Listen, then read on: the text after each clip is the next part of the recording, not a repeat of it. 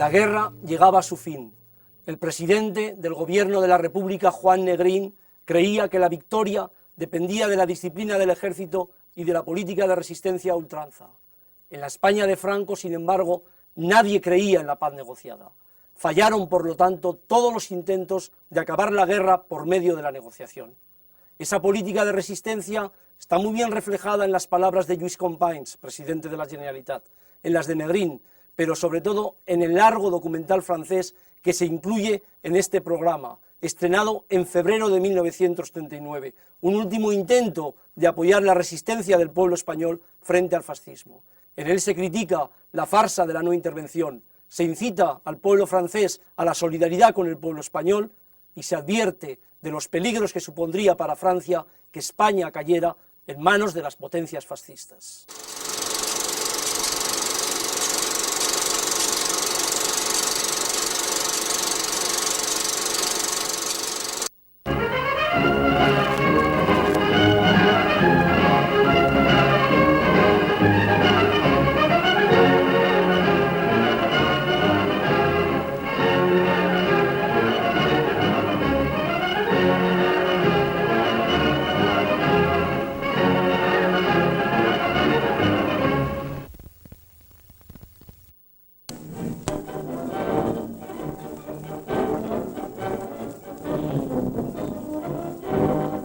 Txecoslovàquia ha commemorat la batalla de Weissach, precisament el diumenge en què Hitler envaïa el territori austríac. Durant la Gran Guerra, els legionaris txecoslovacs que lluitaven contra els imperis centrals derrotaren a les forces alemanyes en el poblet de Weissach. En aquesta festa, el cap d'Estat Major de la República digué: el nostre exèrcit està disposat a defensar les llibertats pàtries, tal com ho feren els heroics legionaris, quina gesta avui commemorem.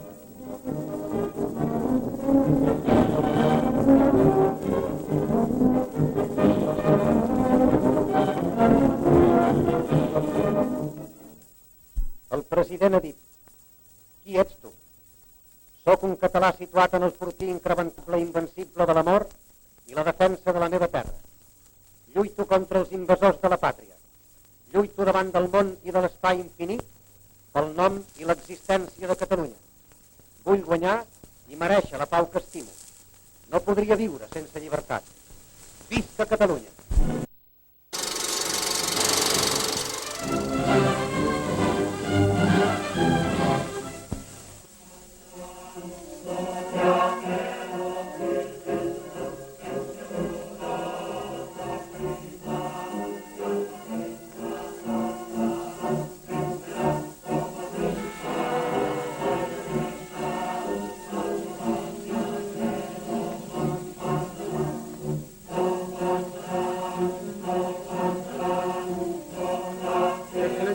Señor presidente del Consejo, doctor Negrín, ha dicho: cada día de resistencia es un día de ganancia para España.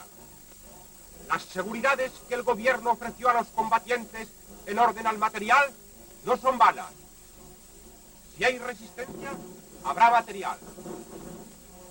O dicho de modo más exacto, si resistimos, obtendremos la anhelada victoria.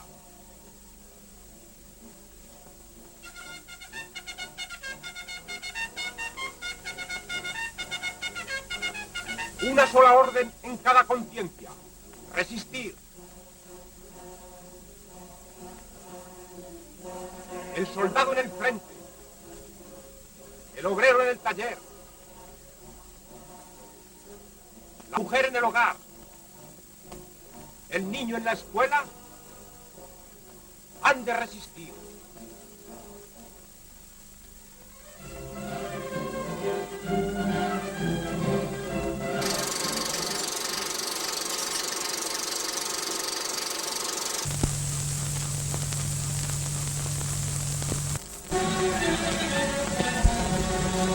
Il y a 40 000 soi-disant volontaires italiens en Espagne, a et il y en a en réalité plus de 100 000. Du côté républicain, les internationaux, véritables volontaires, n'ont jamais été plus de 15 000 et tous ont été retirés du front depuis l'automne 1938. El comité de no intervención había propuesto la retirada de las fuerzas legales en los dos frentes. Mussolini ha retirado 10.000 soldados levemente heridos, a los que reemplazó de inmediato por nuevos soldados. Aquí aparecen las fuerzas italianas en España, a las que generales italianos y rebeldes pasan revista y que responden al saludo romano de sus soldados.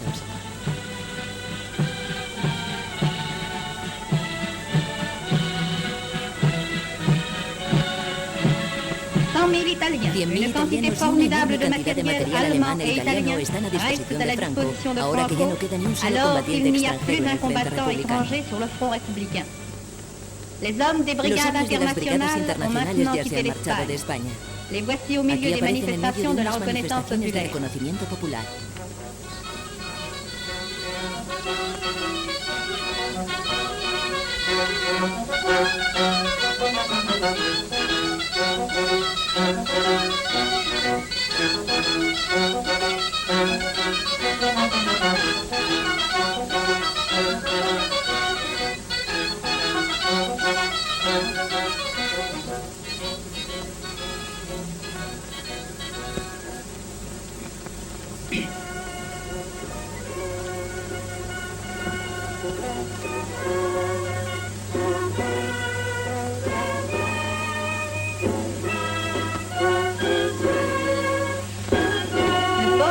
El pueblo de París ha acogido con entusiasmo a los voluntarios.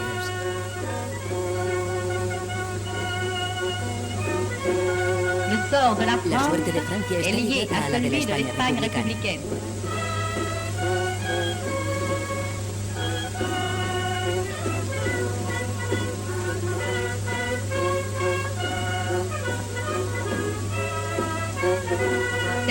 Estos franceses que lucharon más allá de los Pirineos sabían que el devenir de su país estaba en juego. Si España se convertía en una presa del fascismo internacional, la seguridad de Francia estaría expuesta a un gran peligro. Los españoles, que siguen luchando heroicamente, luchan y mueren por nuestra libertad y por la suya. Defienden la libertad de conciencia.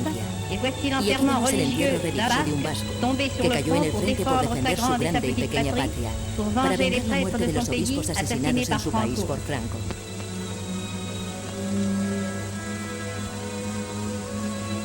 Nuestros representantes diplomáticos han sido las víctimas del fascismo internacional. Se ha enterrado al vicecónsul de Francia, el señor Lecouteur, que murió en un bombardeo.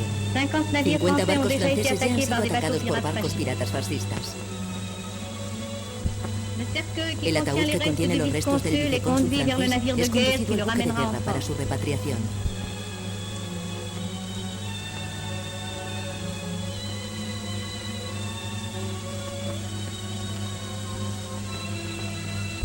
El ejército republicano rinde honores a la víctima.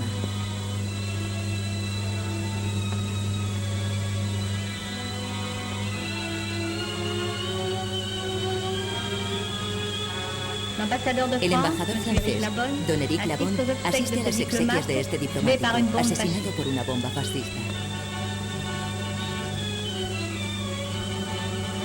El Comité de Londres no protege en mayor medida la vida y los bienes de los ciudadanos británicos. Cientos de buques ingleses han sido atacados. Decenas de marineros ingleses han sido asesinados. El pabellón británico cubre los ataúdes de las víctimas de bombas italianas o alemanas.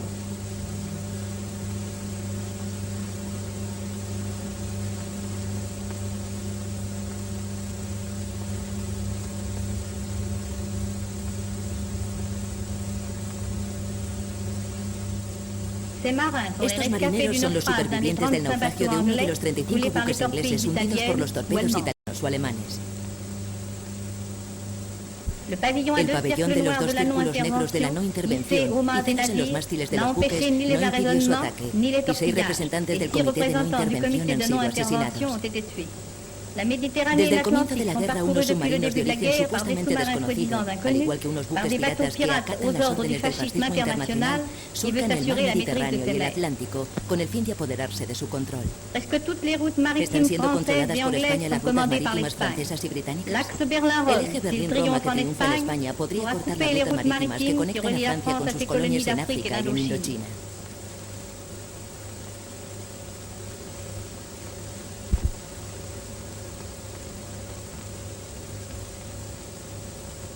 Barrera en Gibraltar, barreras en las costas de África. Si los barcos franceses que ya no pueden atravesar el mar Mediterráneo quieren rodear el continente africano, chocarán con la barrera de las Islas Canarias. La política de Múnich no ha hecho más que agravar esta situación. Checoslovaquia, cuando era el bastión de Francia en Europa Central, había, en caso de guerra, retenido 35 divisiones alemanas en sus fronteras. El dictado de Múnich, aceptado por Chamberlain y Daladier, destruyó a Checoslovaquia, democrática y amiga de Francia. Si el fascismo internacional triunfase en España, 40 millones de franceses tendrían que enfrentarse, en caso de guerra, a un bloque fascista de 140 millones de habitantes. Francia tendría que defender tres fronteras. La frontera alemana, en donde las fuerzas hitlerianas se concentran en Múnich y cuentan con más de 35 divisiones. La frontera italiana y la frontera española.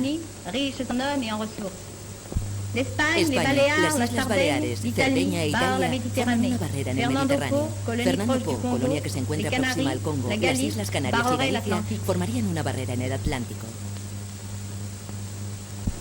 Finalmente, los aviones procedentes de Alemania, de Italia y de España podrían entonces bombardear el territorio francés en su totalidad. Si el fascismo triunfase en España, el plan de rodear a Francia preconizado por Hitler en su Mein Kampf se llevaría a cabo. Podría entonces esperar destruir Francia, país hacia el cual siempre ha profesado un odio implacable que expresa en su libro. El enemigo mortal, el enemigo despiadado del pueblo alemán es y seguirá siendo Francia. No importa quién haya gobernado o quién esté gobernando Francia, ya sean los Borbones, los Jacobinos, los Napoleones o los demócratas burgueses, los republicanos clericales o los bolcheviques rojos. El objetivo final será siempre el de hacerse con la frontera del Rin. Y más adelante, Hitler expresa su deseo de que si Alemania consiguiese aislar a Francia hasta tal punto, esta guerra ya no sería una guerra de Alemania contra el mundo entero, sino una guerra defensiva que no haría más que poner trabas a la paz mundial. Los planes expuestos por Hitler en su Mein Kampf, a saber, rodear Francia, se realizan cuando el fascismo internacional ocupa nuestras fronteras de los Pirineos. La política de no intervención ha privado a los republicanos de víveres y de armas, y ha permitido a los ejércitos de Mussolini hacerse con Cataluña.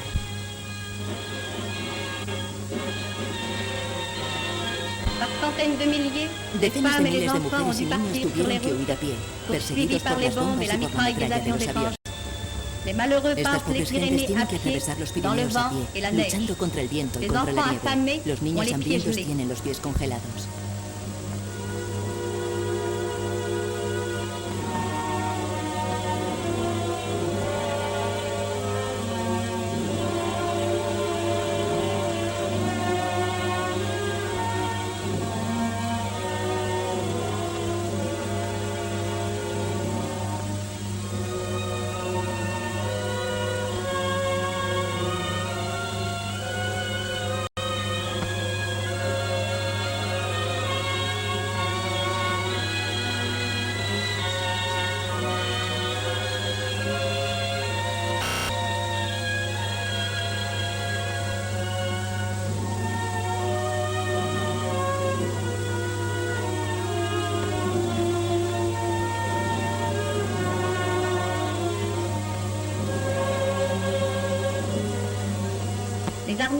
Los ejércitos republicanos son acogidos en Francia por las tropas senegalesas y son desarmados.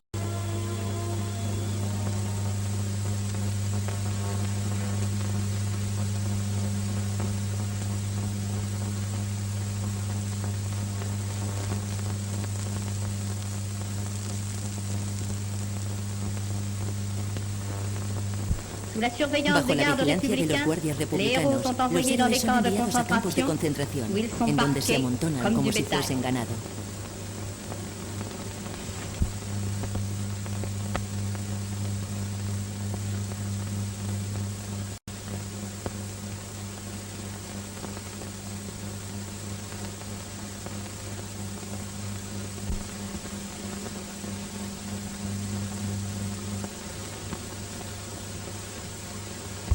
Jamás bombardearé Madrid. Hay inocentes.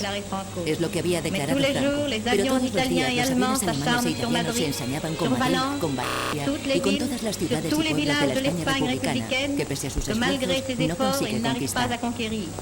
La zona central, una y 10 veces más grande que Bélgica y Holanda reunidas, resiste heroicamente a los bombardeos. Ruinas, ruinas y ruinas. Edificios de 6 plantas destruidos por las bombas. Los Juncker, los Messerschmitt, los Dornier, los Heinkel de Hitler han pasado por ahí. Los Caproni, los Savoia de Mussolini han cumplido con su tarea de muerte.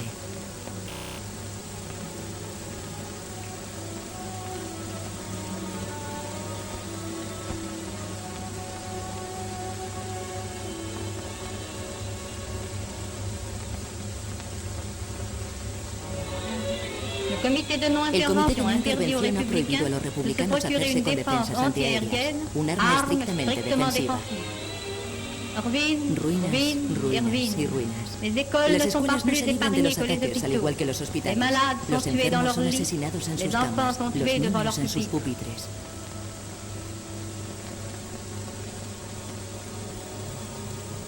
He aquí el resultado del bombardeo en una sola provincia de España. 20.000 víctimas entre la población civil, 4.000 muertos y 16.000 heridos. Solo en la pequeña ciudad de Reus, que cuenta con no más de 30.000 habitantes, se produjeron 57 ataques, 250.000 kilos de bombas, 227 muertos, 431 casas destruidas, incluidos 2 colegios y un hospital. Son los aviones italianos y alemanes, son las bombas italianas y alemanas las que han provocado en España todas estas ruinas y todas estas muertes.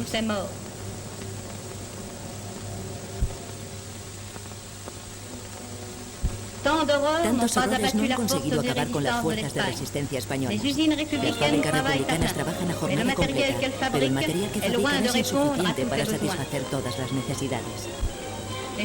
Los zapatos que está fabricando este joven servirán a los combatientes que defienden tanto su libertad como la nuestra.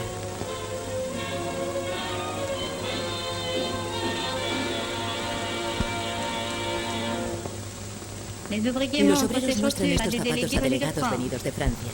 Estos delegados han venido para representar a millones de hombres y de mujeres de buen corazón que no quieren que los niños y las mujeres de España sufran hambre. España tiene hambre, y el hambre es uno de los enemigos de la resistencia. Los refugiados han poblado en exceso los territorios republicanos en los que los campos producen muy pocos víveres.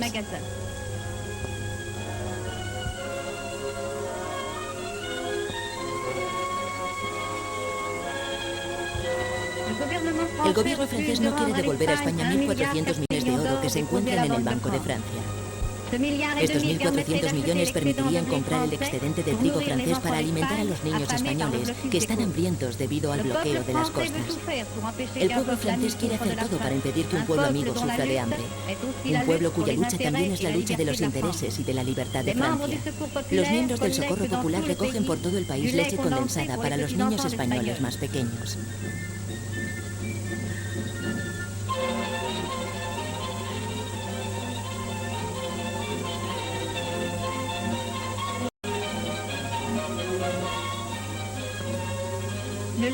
La leche condensada francesa ha llegado a España. Los chorros blancos llenan las marmitas. Cuando la leche está caliente, los niños pueden beber un vaso de leche. Un vaso de leche al día y se salvará a un niño. Unos biberones al día y será un bebé quien podrá vivir. La leche de Francia salva a los niños por centenares.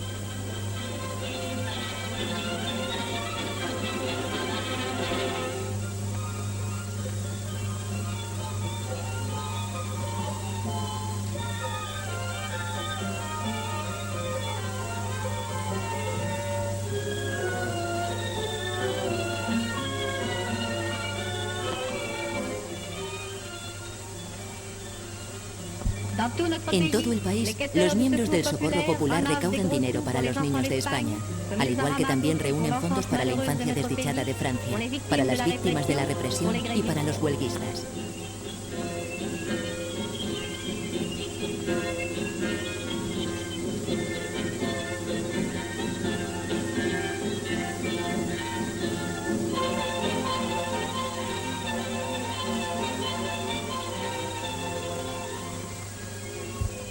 Aquí podemos podemos ver una camioneta del Socorro Popular en las puertas de las fábricas de Citroën. Sus militantes saben que para ser eficaces debe realizarse un esfuerzo continuo de solidaridad. Una semana sin la ayuda de Francia y miles de niños españoles estarán condenados. También se recoge ropa, conservas, tabaco. En 1938, el Socorro Popular de Francia ha podido enviar a España más de 4 millones de toneladas de víveres y de ropa. Desde el inicio de la guerra, el Socorro Popular ha recaudado unos 20 millones de francos. Las ropas se amontonan en los depósitos del Socorro Popular. Las mujeres encargadas de guardar la ropa no olvidan la bola de naftalina para desinfectar, así como vendajes que pueden curar a los niños.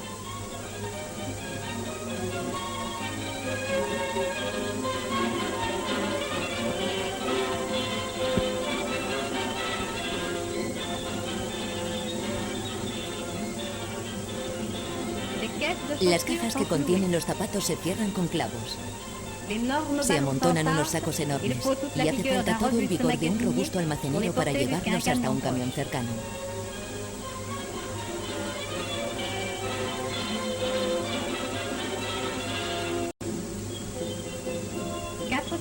Cuatro camiones del Socorro Popular de Francia recorren el campo.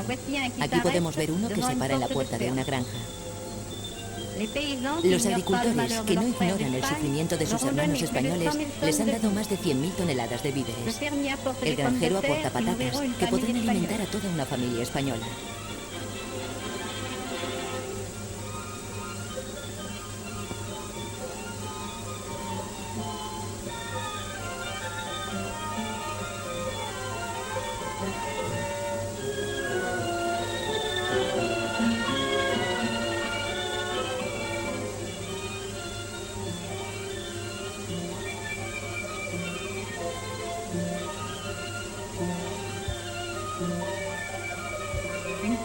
Una agricultora hace su donativo a este recaudador.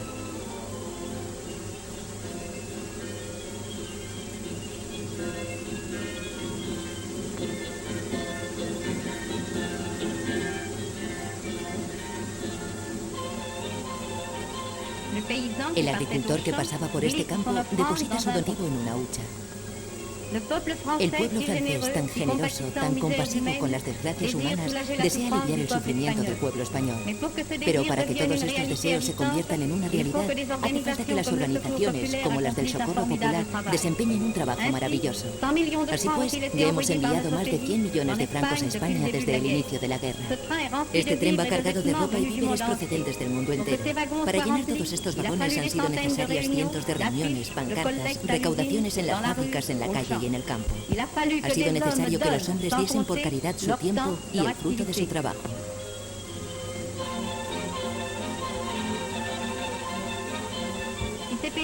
Todas estas chalanas cargadas de víveres podrán aliviar una infinidad de miserias gracias a que muchos militantes han trabajado tenazmente durante semanas para poder llenarlas.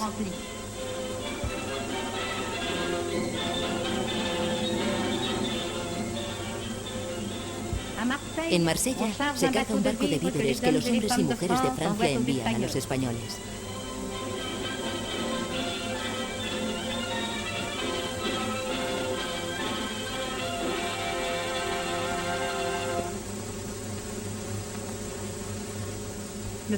El barco ha llegado a España.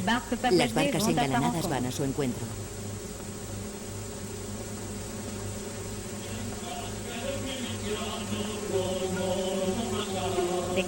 Las cajas que contienen víveres, ropa y medicamentos son cargadas en camiones.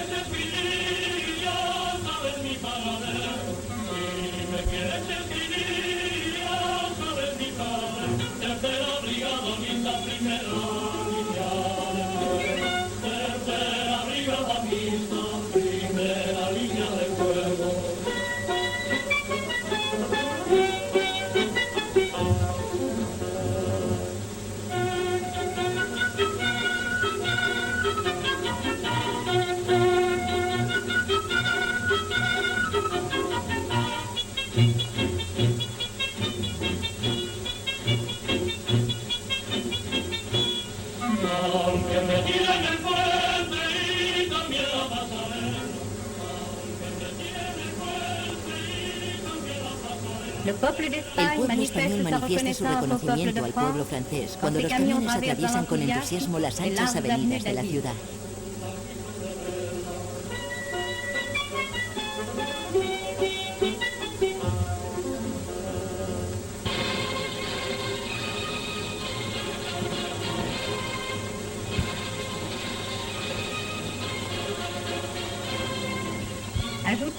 Añadid vuestras monedas a estas otras monedas recaudadas por el Socorro Popular de Francia y estos niños podrán ser salvados. Echad una moneda en la bandera que llevan estos socorristas populares para que estos niños puedan tener leche, para que en el otro lado de los Pirineos se puedan apaciguar los gritos de un niño hambriento. Los aviones de Hitler y de Mussolini siguen sembrando la muerte en España. La masacre de los inocentes perdura, pero el coraje español no ha decaído. Los gobiernos son conscientes del papel monstruoso de la no intervención y saben que es un error. Y las armas de Hitler y de Mussolini no les impedirán lograr la victoria. Los gobiernos sabrán alcanzar ese objetivo. España para los españoles. Viva España para que viva Francia en paz. Redoblemos nuestros esfuerzos y España vivirá.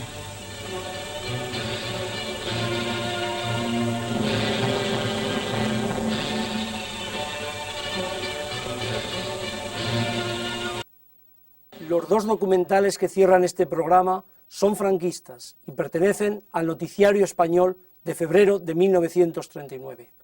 Muestra el primero imágenes históricas de la conquista de Cataluña por las tropas de Franco y del avance hasta la frontera francesa. Se muestran también imágenes de la destrucción de la guerra y del entusiasmo popular de lo que allí se denomina el Ejército Liberador.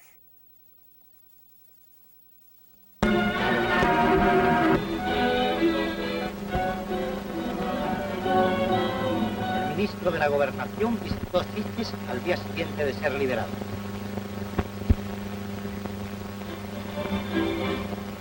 El general Jaume le hizo entrega de una bandera del Estado catalán que los separatistas dejaron abandonada en su huida. El ministro la hizo guardar para siempre.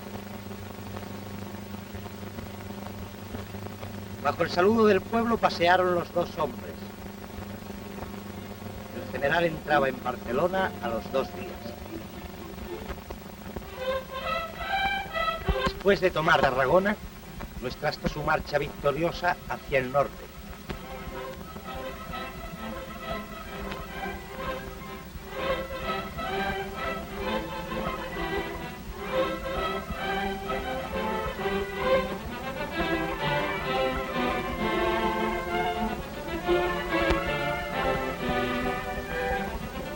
En el camino nuestras columnas se cruzaban con las de prisioneros que con paso cansino marchaban a la retaguardia.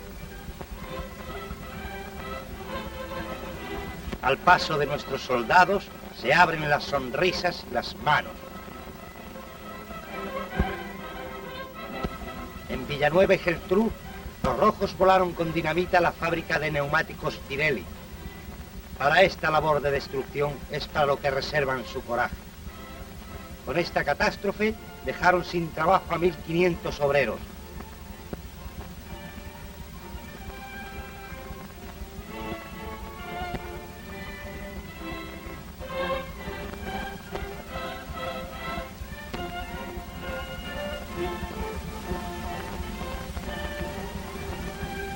Las columnas siguieron su marcha camino de Sitges. Allí había letreros que pedían al vecindario que se fortificase, pero solo eran letreros. El vecindario guardaba sus fuerzas para cantar el himno de Falange con nuestros soldados.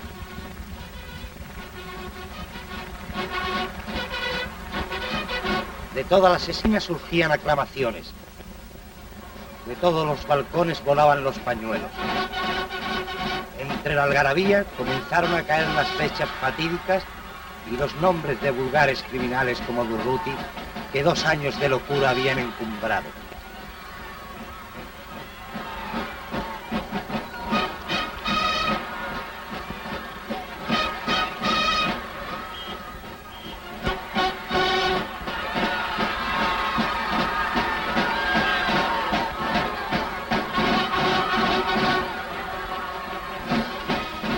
Había quienes lloraban por no poder contener la emoción al volver a tener presente la vieja bandera. En unos minutos se llenó Sitges de la alegría de la liberación. Nuestras tropas seguían su marcha y por trochas y caminos llevaban la victoria. El general García Baliño había de tomar Manresa.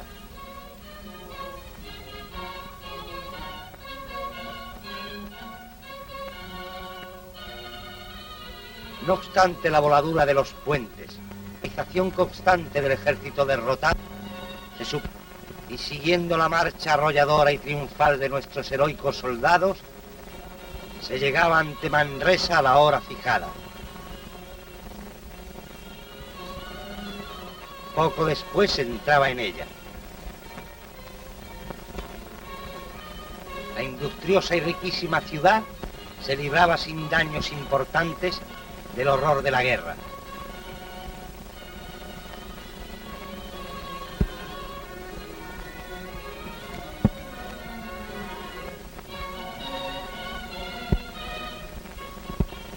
Pronto salieron de sus casas los habitantes que se unieron a las tropas y pidieron una misa de campaña para agradecer a Dios su liberación. El ejército daba el primer cañonazo contra la capital. Ya se extendía ante nuestra vista la hermosa ciudad.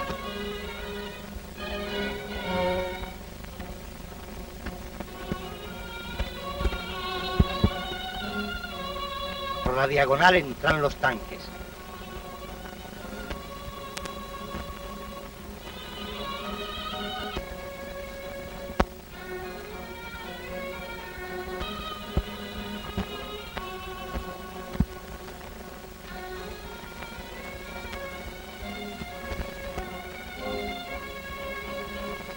Y surgían los desfiles entre unas ovaciones que decían al mundo cuál era el verdadero sentir de los auténticos catalanes.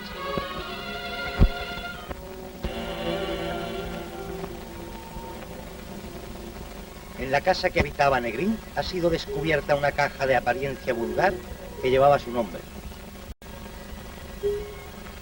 La caja contenía alhajas de valor incalculable, cuajados de joyas robadas a particulares.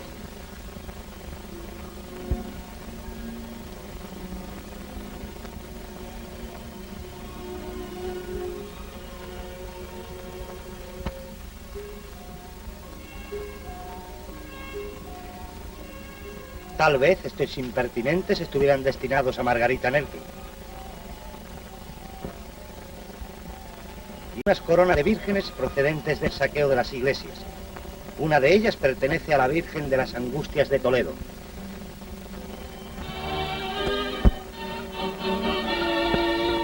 Tener apenas en Barcelona, el ejército libertador ha seguido su marcha victoriosa, empujando fuera de España a la horda marxista.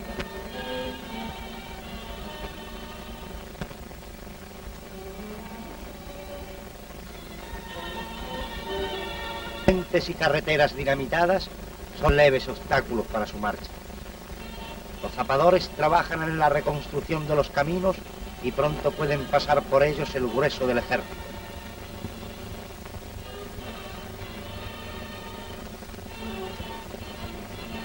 El general Solchaga marcha con las columnas dirigiendo el avance y los pasos recios de la infantería española resuenan en el Ampurdán. Los prisioneros se cuentan por millares.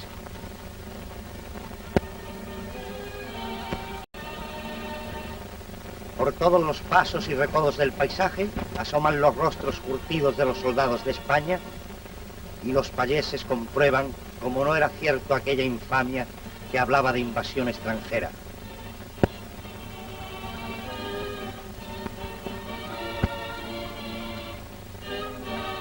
El mulo, inseparable compañero del soldado, avanza también con su carga. Esta era la última capital catalana por liberar, y los rojos antes de huir le han prendido.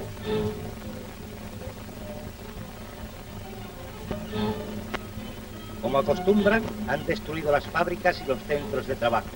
pues su táctica consiste en llevar la desesperación a las masas obreras para conseguir así adeptos a su causa. El incendio resuena en la heroica ciudad. Gerona, que supo resistir en otras épocas a los invasores extranjeros, hoy no aguantó ni una hora, porque los extranjeros eran los que la poseían, y los que iban hacia ella eran las tropas de la España inmortal. Los soldados colaboran con el vecindario en sofocar los incendios. Por ese conocimiento, porque los rojos sabían que Gerona era nuestra en el corazón, es porque la incendiaron antes de huir y asesinaron a muchos de sus habitantes que no quisieron seguirle.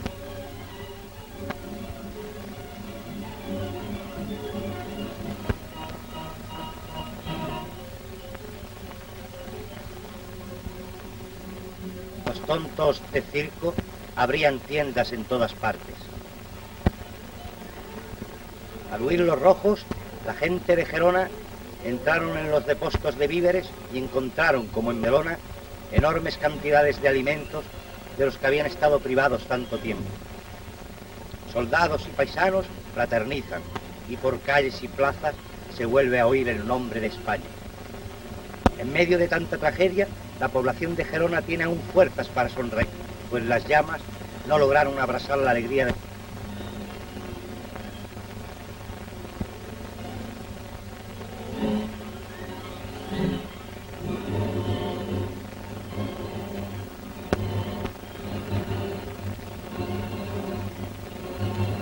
Camilo Alonso, que al frente de la Cuarta de Navarra ocupó la ciudad, revista sus fuerzas horas después.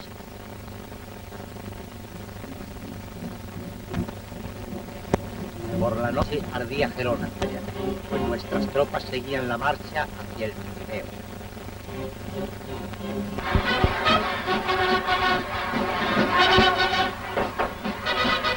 Al saberse en Barcelona la liberación de la capital hermana, se organizaron manifestaciones que recorrieron la ciudad. ¿Quién dijera que esta masa de falangistas entusiastas, que este pueblo ardoroso en su alegría por el triunfo, solo lleva 8 días incorporado a España? Ved en 8 días el cambio operado en las calles de Barcelona. Los rojos rezagados deben ver con asombro y rabia esos bosques de brazos que se extienden al paso de las banderas.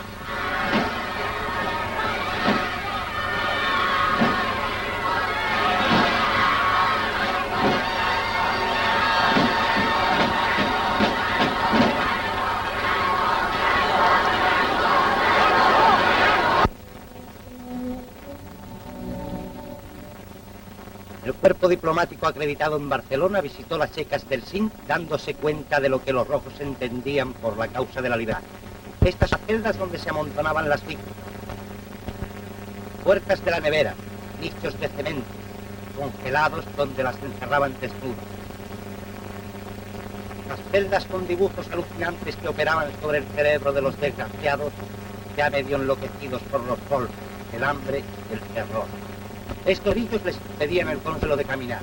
He aquí al cónsul de Francia que no ocultaba su espanto ante el espectáculo, y al cónsul de Inglaterra, al de la Argentina y al del Uruguay. La segunda edición del noticiario español, que se incluye en este programa, proporciona nueva información sobre la caída de Barcelona, con una misa de campaña en la Plaza de Cataluña, a la que asiste el general Yagüe, y se ve a los soldados republicanos cruzar la frontera, a enfermos, a civiles, cansados, y detrás los soldados franquistas que izan la bandera bicolor. Con la caída de Barcelona y la ocupación total de Cataluña, la República agonizaba.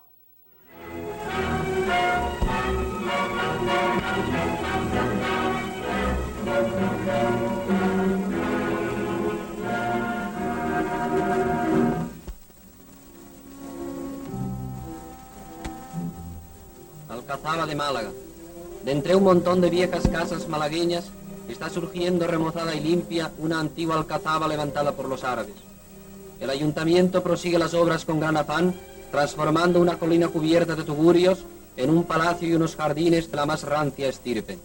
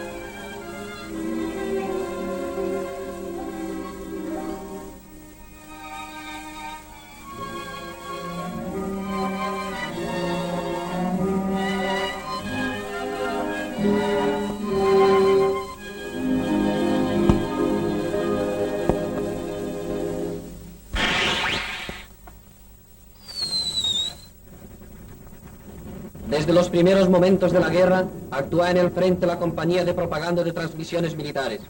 El entusiasmo y la abnegación de los que la forman, que han pagado su contribución de sangre, lleva la voz de la Nueva España a las mismas trincheras y parapetos enemigos. Gracias a procedimientos ingeniosos, la propaganda de la España del Generalísimo se dirige a puntos precisos. Este dispositivo permite lanzar sobre las líneas enemigas propaganda escrita. He aquí el equipo ambulante de radio. La instalación de altavoces es labor compleja y arriesgada.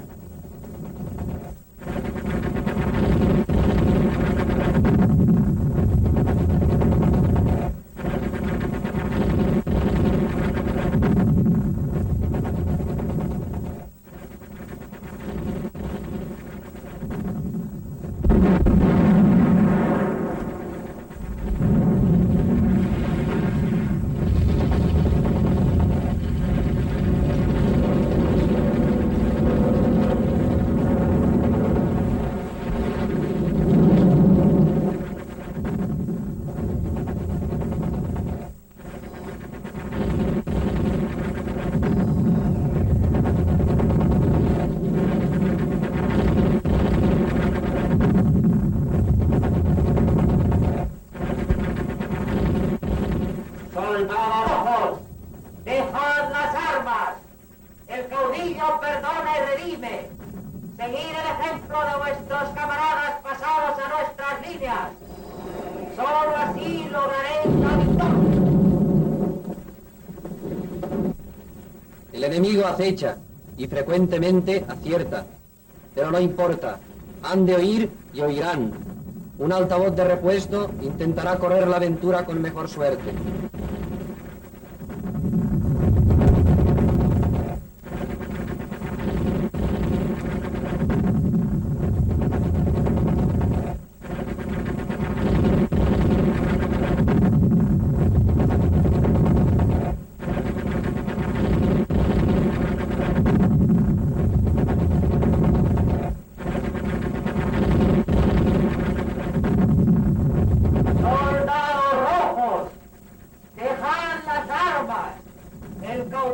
Perdona y redime. Seguid el ejemplo de vuestros camaradas pasados a nuestras líneas. Solo así lograréis la victoria, alegría en el hogar y paz en el alma. Obvio es decirlo, en Tortosa los dinamiteros cumplieron concienzudamente su satánica misión. He aquí el puente sobre el Ebro, volado como tantos otros, por los que han sembrado de ruinas nuestro solar. Trincheras enemigas junto al río, inexpugnables hasta la llegada del general Yagüe.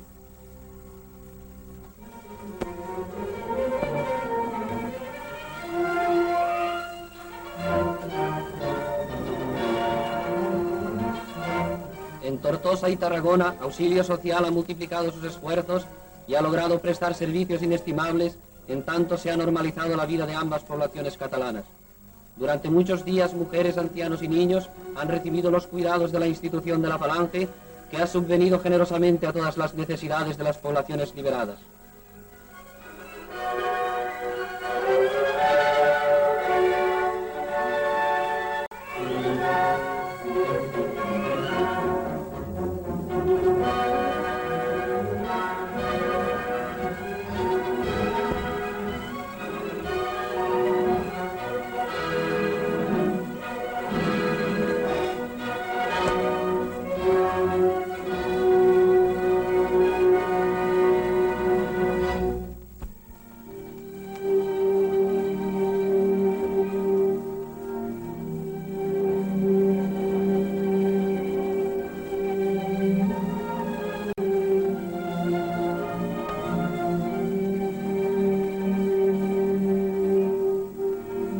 En la ciudad de Granada se ha conmemorado brillantemente una de las fechas más gloriosas de la historia, la conquista de la capital por los reyes católicos, realizadores de la unidad de España. Desde la muerte del rey don Fernando, la conmemoración de la toma de Granada tiene lugar conforme al ordenado por aquellos monarcas, insignes forjadores del Estado más fuerte y glorioso que haya conocido el mundo.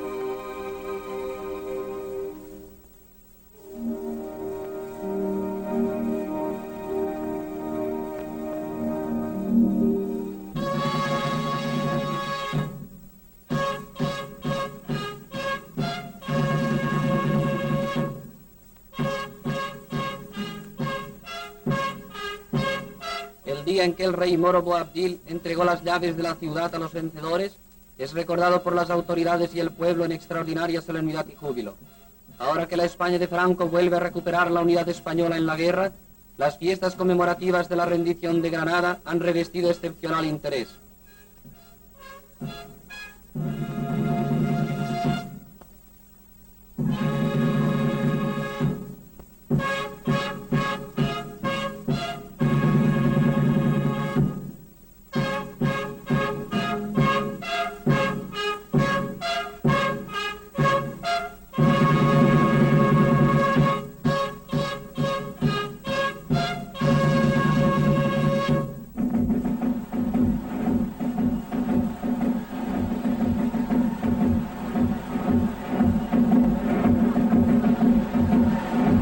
Después del desfile de las corporaciones y de los personajes conmemorativos, la ceremonia culmina con la salida del victorioso estandarte de los Reyes Católicos cuando la toma de Granada, que es llevada al ayuntamiento, donde se tremola y se dan las voces del histórico ritual entre himnos y aclamaciones.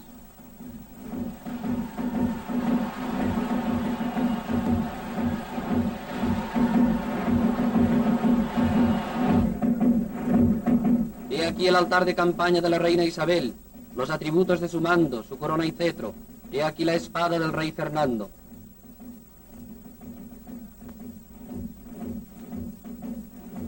Granada, Granada, Granada, por los ínclitos reyes de España, don Fernando V el de Aragón y doña Isabel I de Castilla.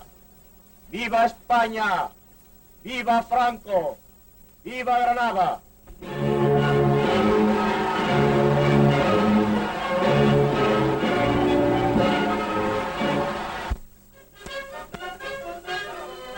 El Departamento Nacional de Cinematografía, que oportunamente presentó al público el noticiario de la liberación de Barcelona, no quiere dejar inédito aspecto alguno del histórico acontecimiento. Momento en que una columna nacional recibe la orden de desplegar y proceder a la ocupación de ciudad que se ofrece a los ojos de los soldados como cima de todos sus sueños y laurel de todos sus sacrificios.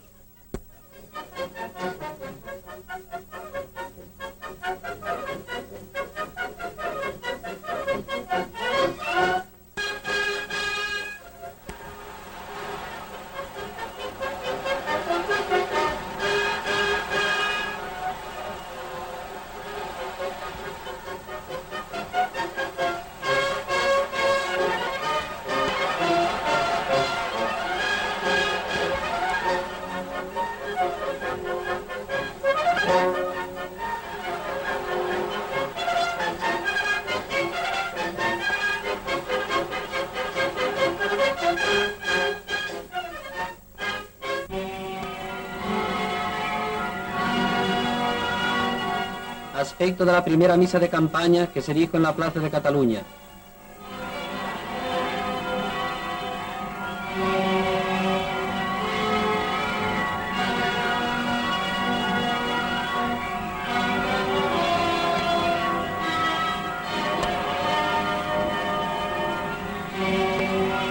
El general Yagüe vitoreado por la población de Barcelona.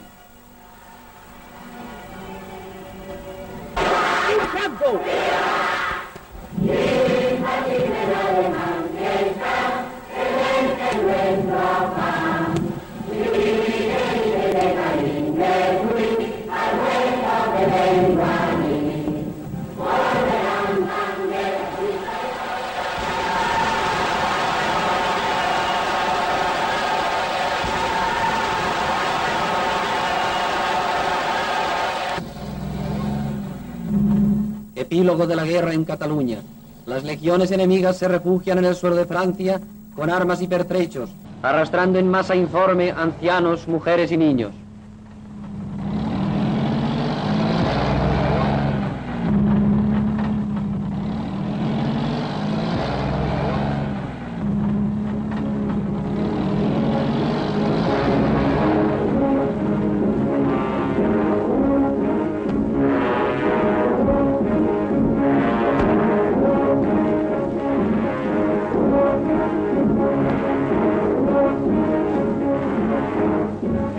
He aquí el llamado presidente Negrín en el momento de atravesar la frontera del Pertús y subir a un magnífico automóvil que le hará olvidar los campos de concentración donde yacen hacinadas las pobres víctimas de sus prédicas.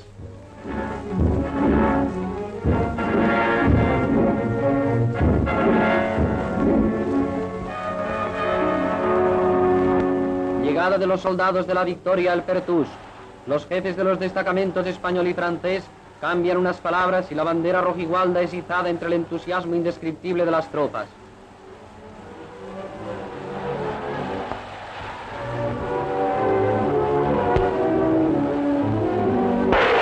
¡Viva Franco!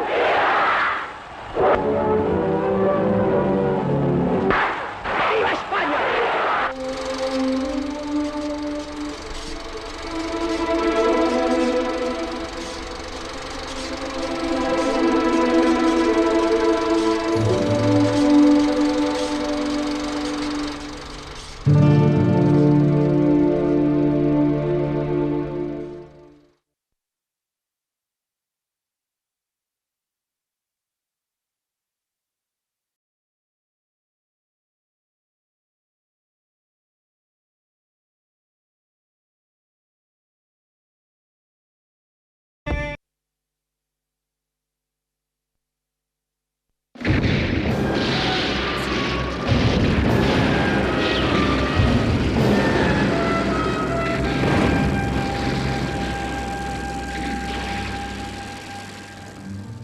La guerra civil terminó el 1 de abril de 1939 con el triunfo total del ejército de Franco.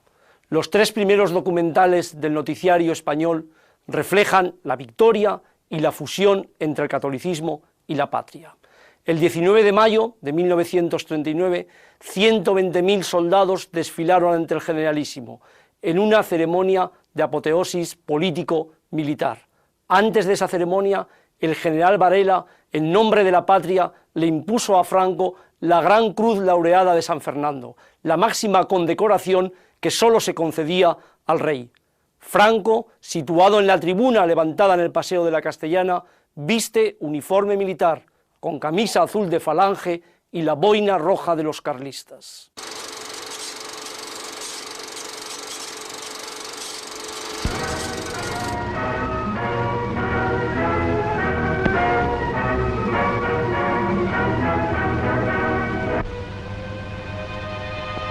El Escorial. El famoso monasterio del Escorial aparece en buen estado de conservación al ser liberado por nuestro ejército. Sin embargo, los dirigentes marxistas y el gobierno del Frente Popular lo despojaron de preciadísimas joyas que encerraba. La arquitectura no sufrió daño.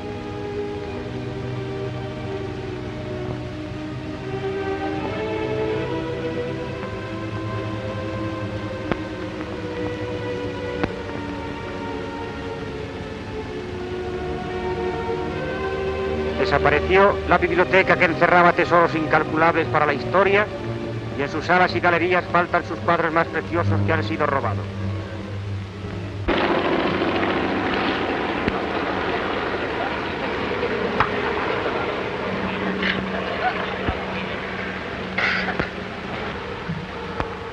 Madrid, García Morato, el as de las Fuerzas Aéreas Nacionales, protagonista de las más difíciles hazañas de guerra, ha muerto en accidente de aviación en los primeros días de la victoria. Esta noticia recuerda algunos momentos característicos del héroe en sus magníficos vuelos.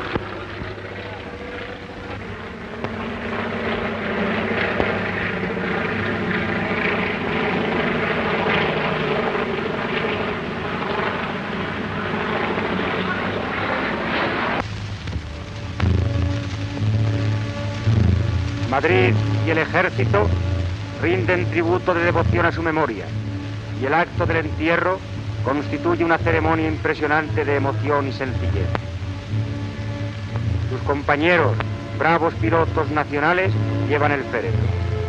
Con Joaquín García Morato, consejero político del movimiento, desaparece una de las figuras más abnegadas e inolvidables de la guerra.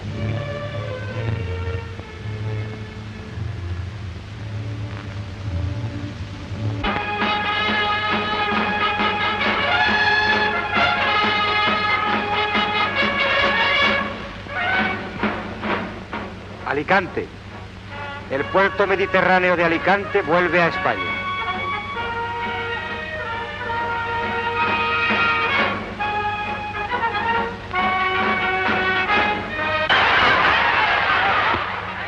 El pueblo recibe a las fuerzas de ocupación con indescriptible entusiasmo, el mismo que las sigue por todas las regiones y pueblos españoles.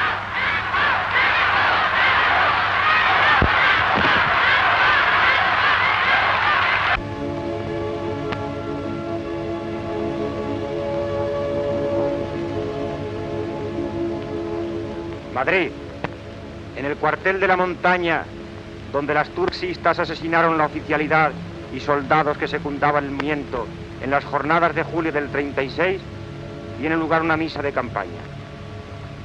Al religioso acto asisten con algunos supervivientes las familias de los héroes inmolados en aquel lugar, caídos por la patria una, grande y libre, dentro en Madrid.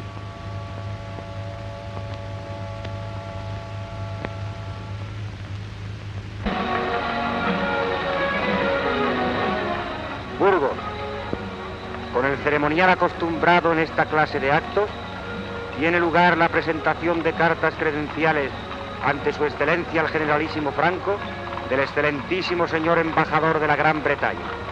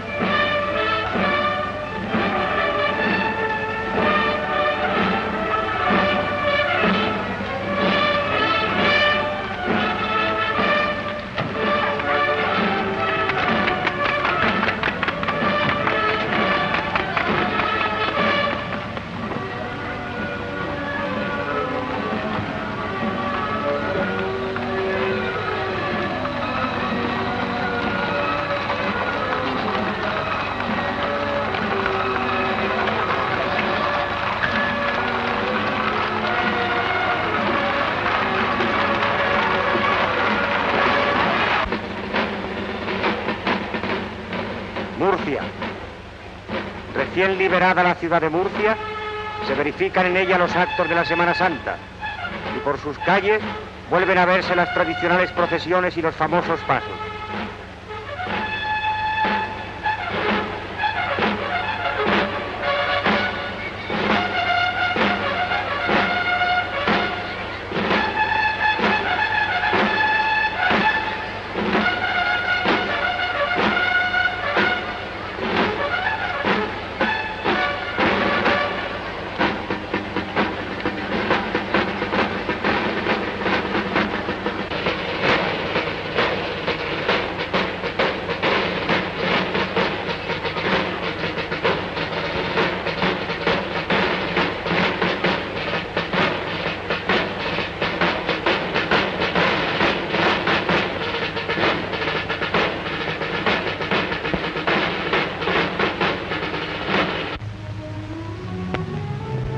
En Alicante cayó para siempre la voz profética y ejemplar del fundador del movimiento, José Antonio Primo de Rivera.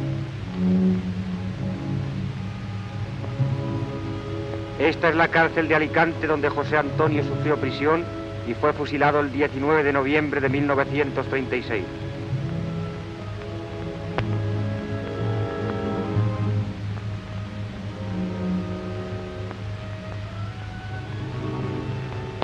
En la celda que ocupara antes de su muerte se dice una misa por su alma, asistiendo su hermano Miguel, que también estuvo preso 2 años y medio en esta cárcel, y algunos familiares y amigos.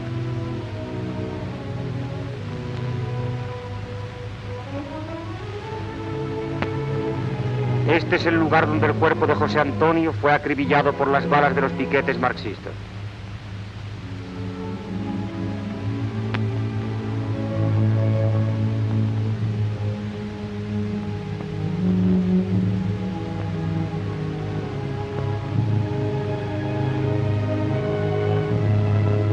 Momentos después de la ocupación de la capital, tiene lugar la exhumación de los restos de José Antonio.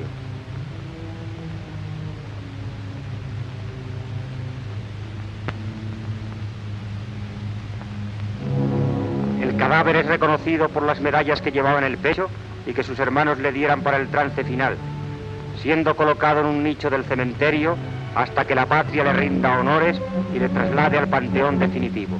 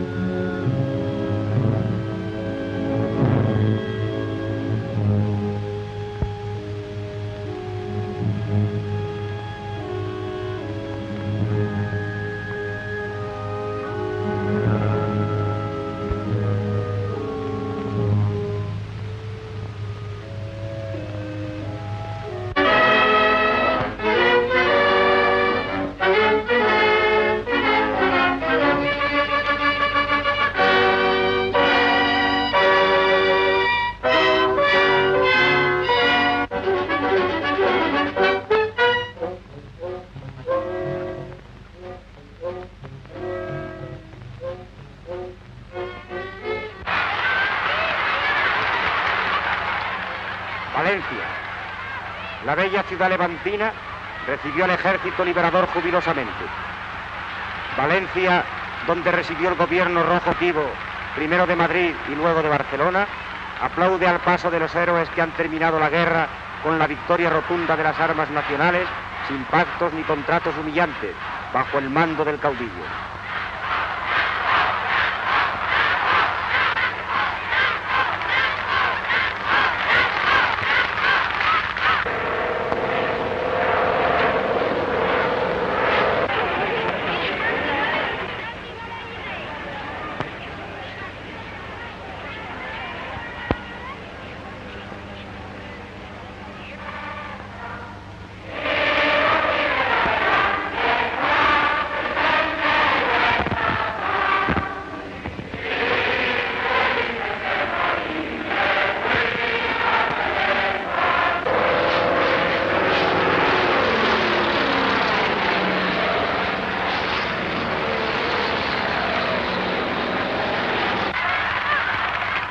La ciudad celebra su liberación con actos diversos y desfiles, y el general Aranda es aclamado por la multitud.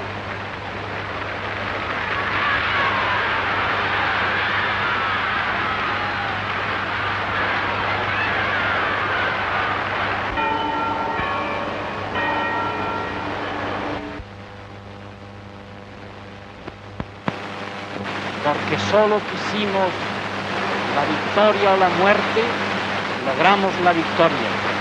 Sobre ella apoyaremos ante el mundo la voz, la voluntad de España. La voluntad de paz es la nuestra, leal, sincera y honrada, pero antes, voluntad de grandeza y de libertad. Que los españoles todos no pierdan nunca su fe, que el mundo nos conozca por nuestras obras y especialmente las naciones hermanas de América, a las que siempre van dirigidos nuestros pensamientos y nuestras votos democráticas.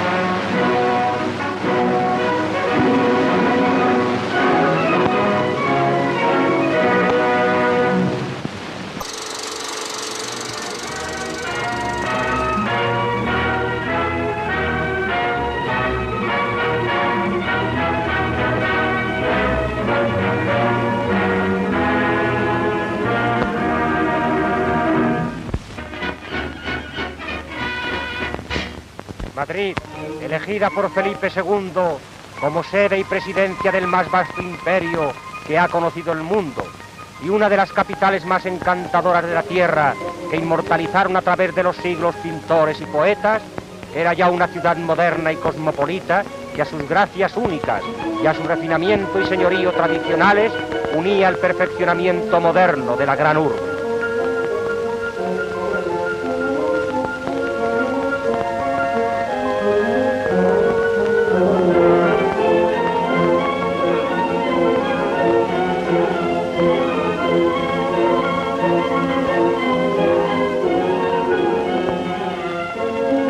El 18 de julio, el Madrid aquel se hundió en poder de las turbas llenas de odio del marxismo y de las brigadas de asesinos que de aquella ciudad hermosa y alegre hicieron una gran checa rusa.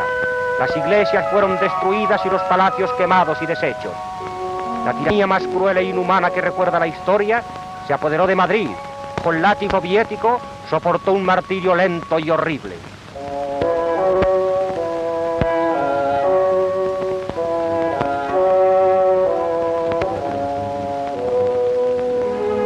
Resguardábanse las estatuas, esculturas características y de famosos reyes castellanos que daban delante de los parapetos. Se buscaban las basuras sin descanso para encontrar algún residuo que comer, y se hacía una vida ínfima, precipitadas todas las personas dignas en los horrores de la persecución y de la muerte. Muy pronto la capital de España fue un antro espantoso, lleno de ser y de ruina, donde una inmensa corte de los milagros invadió sus calles, sumergiéndola en la suciedad y en la abyección. En lonjas improvisadas se cambiaban objetos, y el hambre se hizo insoportable. Amontonábanse las gentes cuando alguien expendía baloluz, que fue alguna vez alimento disputadísimo.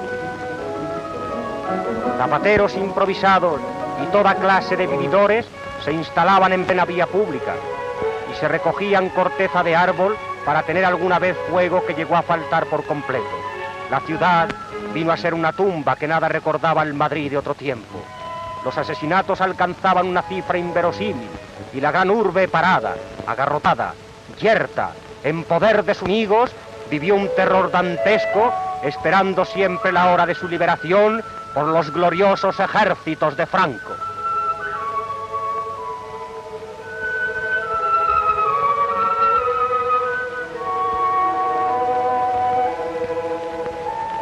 Pero una vez reconquistada Cataluña, aniquilado el enemigo, reconocido el gobierno del generalísimo Franco por las potencias del mundo ante sus decisivas victorias, llegó la hora calculada desde el primer día por el caudillo.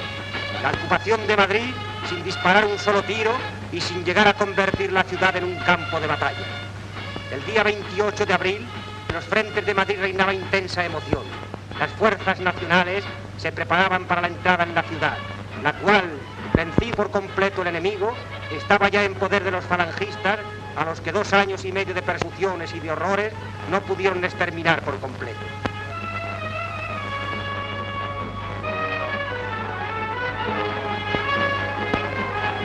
La marcha sobre Madrid comienza, y en las primeras barriadas, los prisioneros recién liberados abrazan a los soldados de España.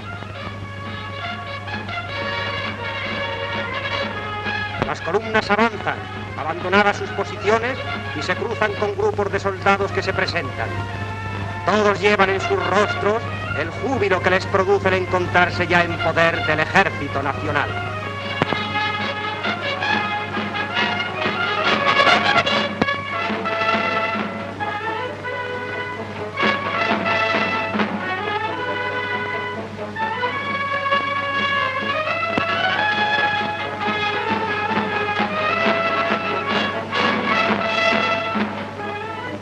Este es el puente y la famosa pasarela de la muerte en la ciudad universitaria, único nexo de unión que existió durante 2 años y medio entre la heroica guarnición de la universitaria y el resto de España. El jefe enemigo de la ciudad universitaria se entrega a nuestras fuerzas. Todo ha terminado en aquel histórico sector.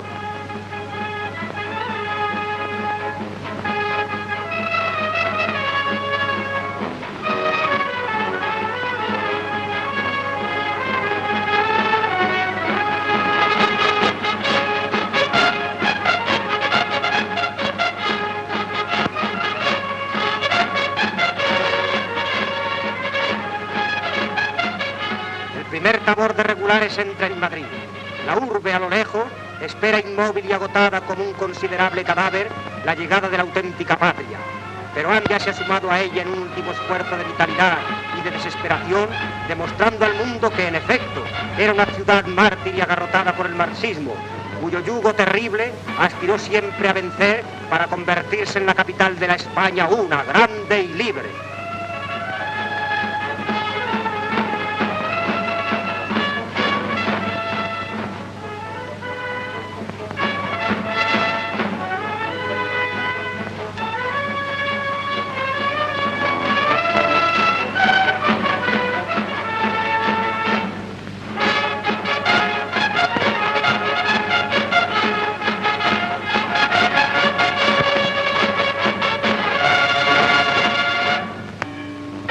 Entera, aquella hora llena de alegría y de contento, siguiendo el ejemplo del buen suceso de Madrid, echaba al vuelo sus campanas.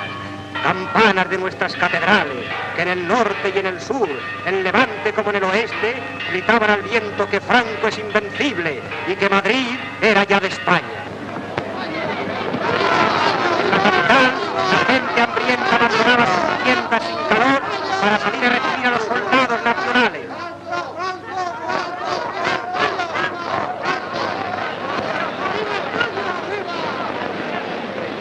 Ante el regio alcázar, hollado por plantas soviéticas, la multitud aguarda las columnas que entran por el paseo de San Vicente y vitorea largamente a los soldados. La muchedumbre invade las calles y un clamor unánime se levanta de toda la gran urbe, que llorando de emoción y de júbilo se mezcla con las columnas liberadoras y aclama al caudillo que realizó su promesa de devolverles el hogar, el pan y el trabajo para todos.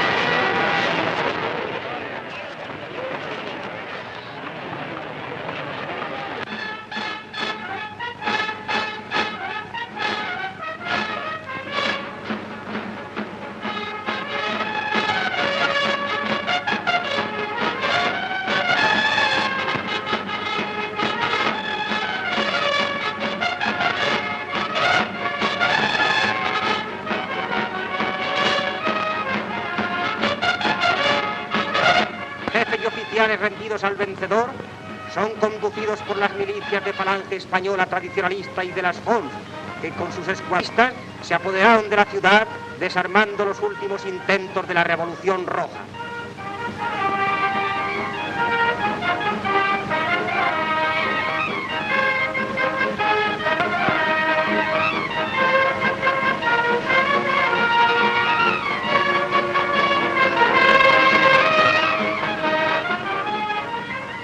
Los jóvenes de la Falange forman en los cuarteles y salen a coger las armas para prestarle servicio y velar por la seguridad de todos.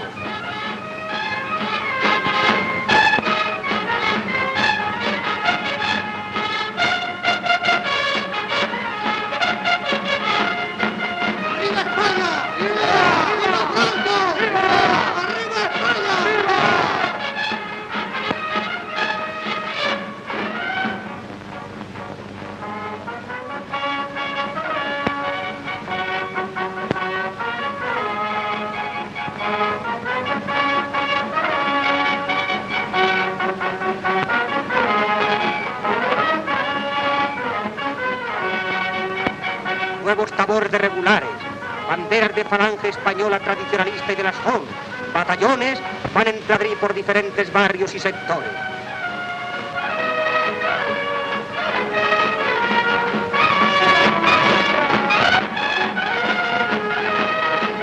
También hacen su aparición las columnas motorizadas.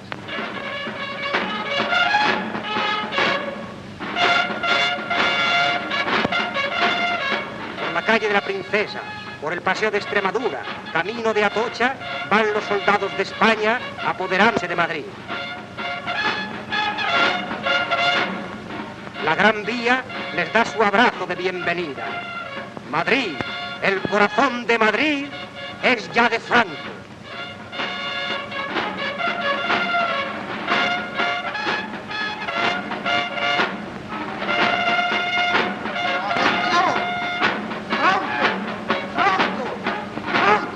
Manifestaciones de entusiasmo recorren las calles.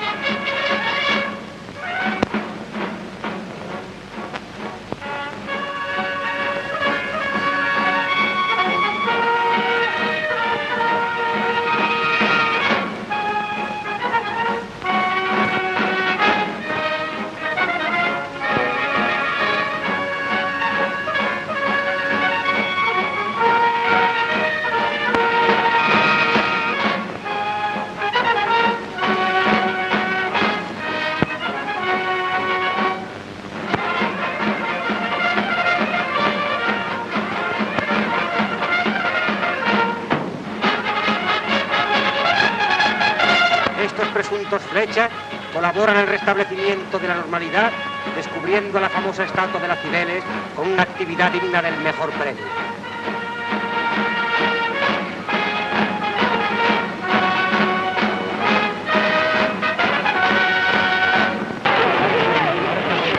Los madrileños celebran su liberación porque cesaron el terror, el asesinato y la miseria, y entra con la patria nueva el par y la justicia del movimiento que José Antonio soñara y Frazo.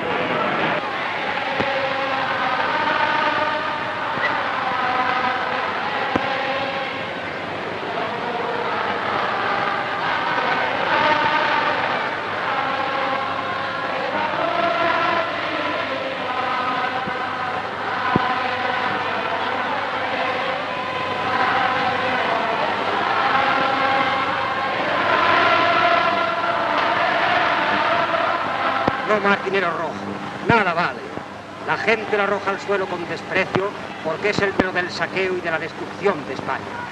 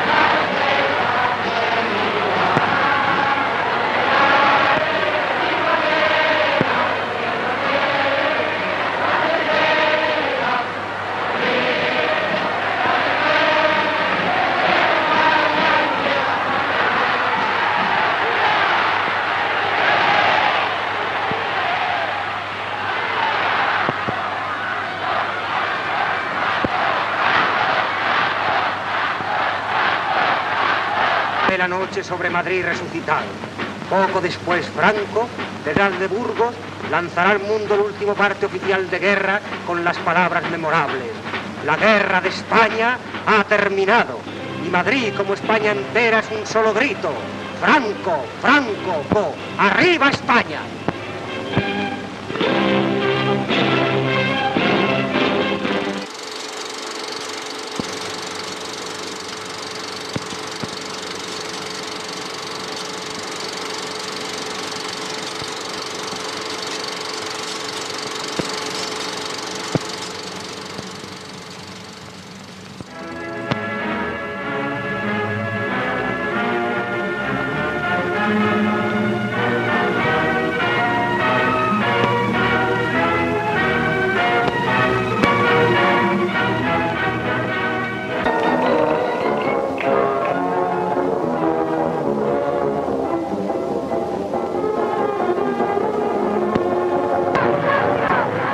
Aquí el último acontecimiento militar de la guerra, el gran desfile militar de la victoria en Madrid por el Ejército del Centro ante su excelencia el jefe del Estado y generalísimo de los ejércitos nacionales.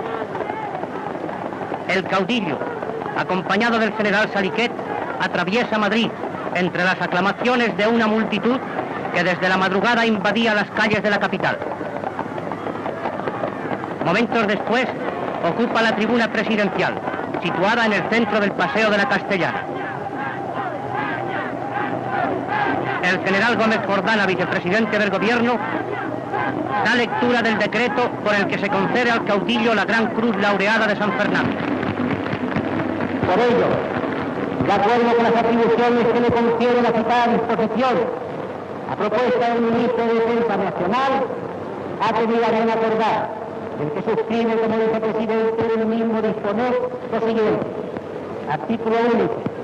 En virtud de lo dispuesto en el artículo 35 del reglamento de la Orden de San Fernando, para alcanzarle plenamente sus preceptos y previos los trámites reglamentarios que en el mismo se exigen, se concede al capitán general del Ejército y de la Armada, generalísimo de los ejércitos de tierra, mar y aire, excelentísimo señor don Francisco Blanco Bamonde, la Gran Cruz Laureada de San Fernando, dada en Madrid en el día de la victoria. El general Varela procede a la imposición de la gloriosa insignia. El gobierno, en nombre de la patria, acuerda conceder la Gran Cruz Laureada de San Fernando a nuestro heroico caudillo por haber salvado a la patria y por sus virtudes militares heroicas. Yo, como más caracterizado y como delegado del gobierno, tengo el altísimo honor de imponer la Gran Cruz Laureada a nuestro gran caudillo.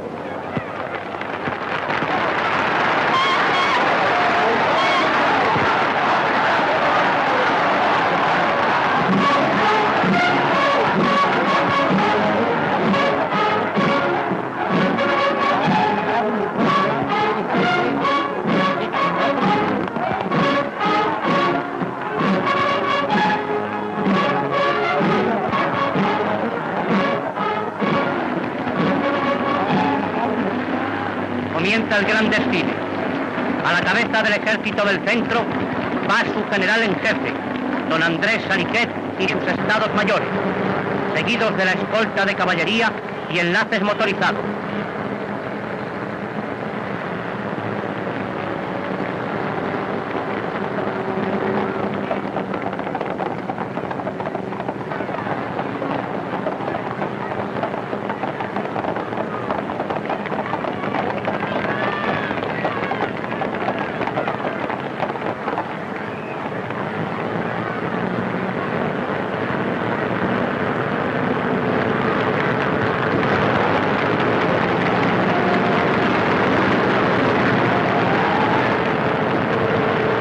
Abren la marcha las fuerzas legionarias de infantería y motorizadas. Flechas negras, flechas verdes y azules.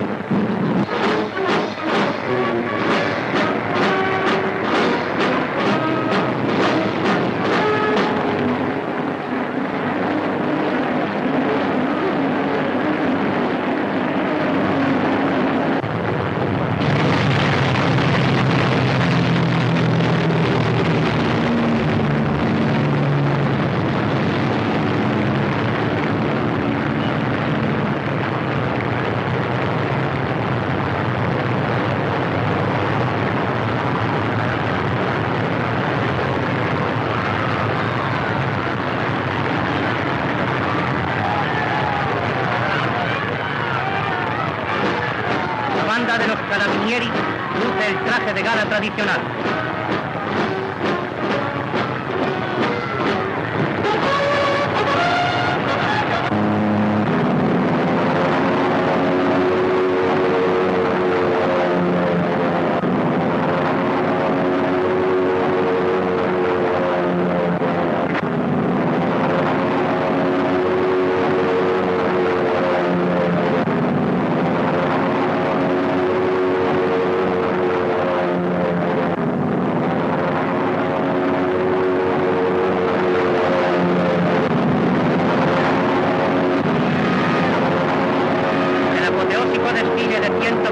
Hombres, que duró 5 horas, recogemos los momentos más destacados. La Marina Nacional marcha recordándonos las gestas cercas del mar.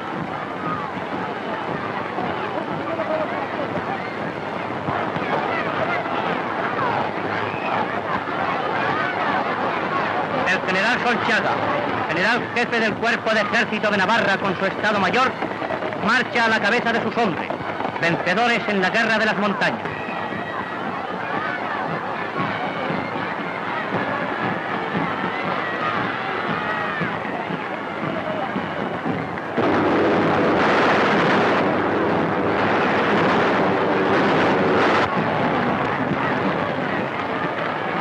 García Baliño, jefe del Cuerpo de Ejército del Maestrazgo.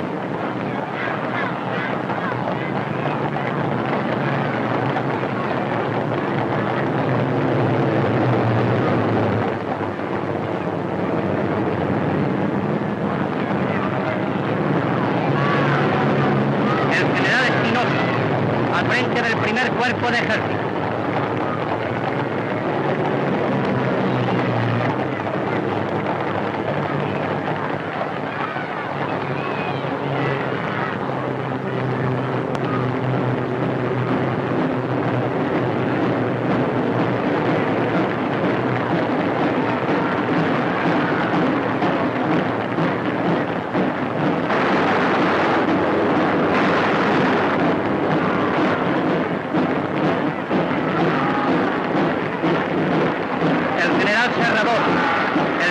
Del Alto de León desfila al frente de las divisiones de Guadarrama y Somosierra.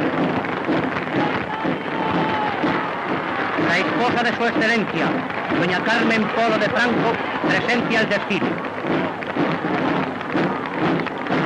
Los batallones alpinos ponen su nota original, con su aire deportivo y alegre en la guerra moderna.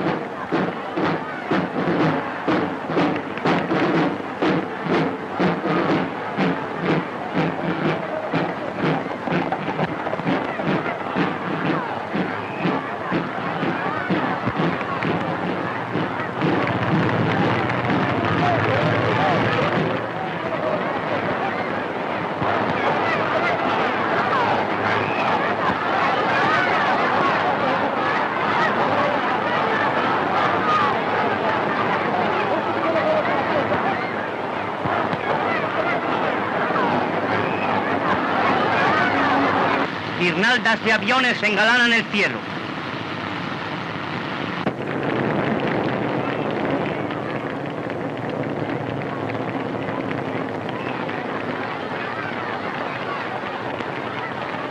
Pasa la caballería del general Monasterio.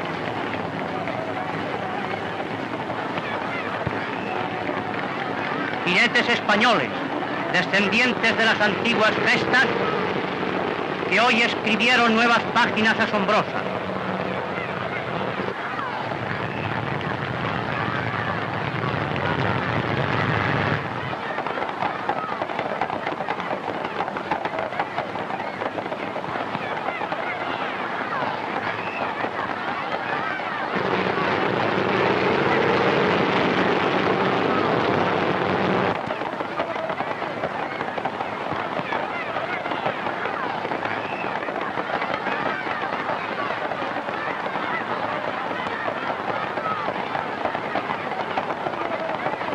Nuestros aparatos, vencedores en tantos combates, escriben en el aire con letras de aviones el grito que se escapa de todas las gargantas. ¡Franco! ¡Franco! ¡Franco!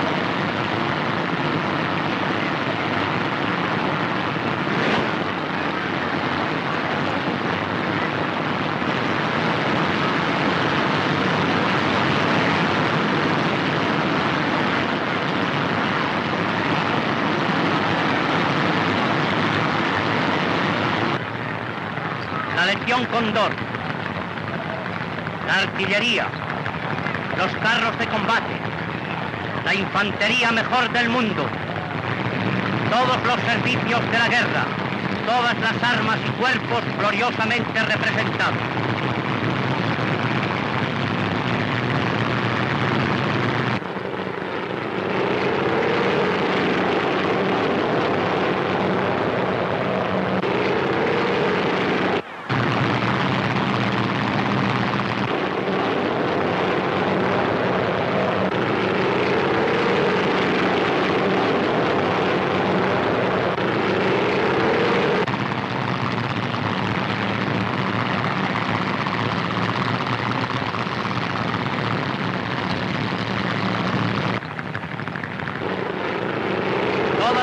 De España es un rotundo y unánime homenaje a Franco y un recuerdo a José Antonio.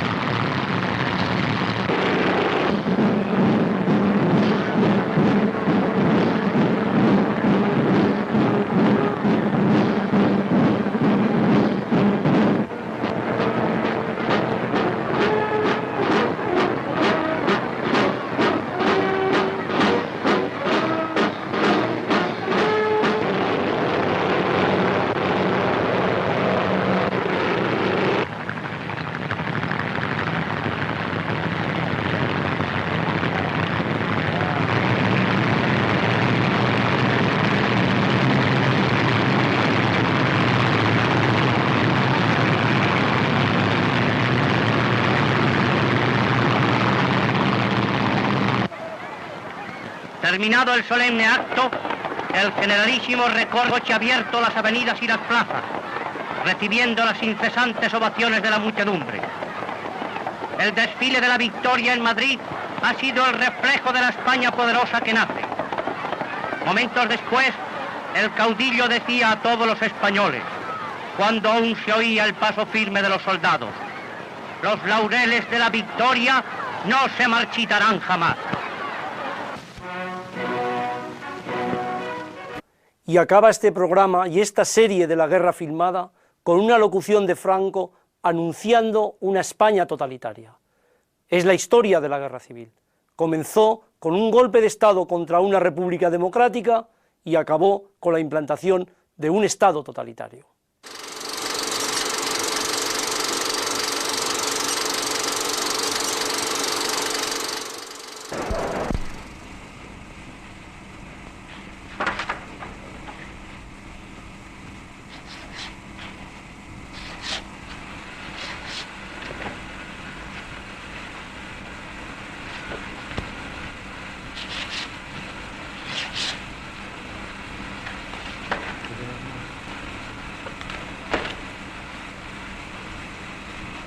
Un Estado totalitario armonizará en España el funcionamiento de todas las capacidades y energías del país, en el que dentro de la unidad nacional el trabajo, estimado como el más ineludible de los deberes, será el único exponente de la voluntad popular, y merced a él podrá manifestarse el auténtico sentir del pueblo español a través de aquellos órganos naturales que, como la familia, el municipio, la asociación y la corporación, harán cristalizar en realidades nuestro ideal supremo. En una palabra, la semilla de nuestro patriotismo regada con la sangre de tantas mártires hará fecunda la cosecha, de la cual las mejores espigas las hemos de depositar en el altar augusto de la patria.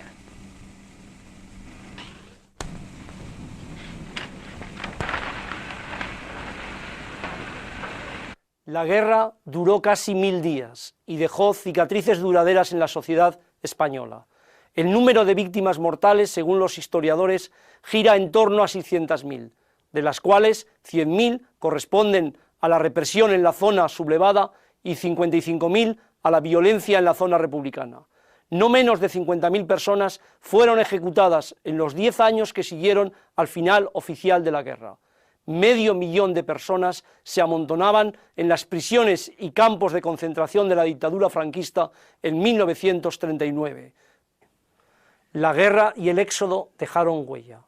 La retirada, como se conoció a ese gran exilio de 1939, llevó durante el primer trimestre de ese año a 450.000 refugiados a Francia, de los cuales 170.000 eran niños, mujeres y ancianos. Unos 200.000 volvieron en los meses siguientes para continuar en las cárceles franquistas. El coste económico de la guerra fue también muy importante, con destrucciones en viviendas, vías férreas, carreteras y maquinaria industrial.